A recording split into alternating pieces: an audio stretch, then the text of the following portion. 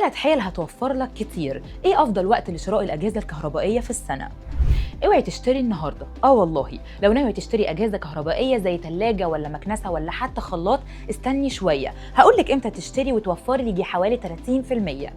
في 3 حيل ممكن نتحايل فيهم على السوق وعلى التجار ونجيب احتياجاتنا بارخص واحسن سلع. اول حاجه وافضل وقت فعليا هي فتره التخفيضات الكبيره في مصر.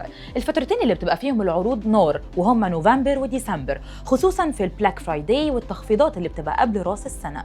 تاني حيله بتكون في يناير وفبراير مع العروض الكبيره، وده لان المحلات بتحاول تتخلص من موديلات السنه اللي فاتت علشان تنزل الجديد، وساعتها بتلاقي خصومات ممكن توصل ل 30 أو 40%. وكمان لو عايزه توفري اكتر تابعي المتاجر الالكترونيه زي امازون وسوق، لان احيانا بيبقى في عروض اونلاين احسن من المتاجر العاديه. ولو عندك وقت قارن الاسعار علشان تلاقي احسن سعر.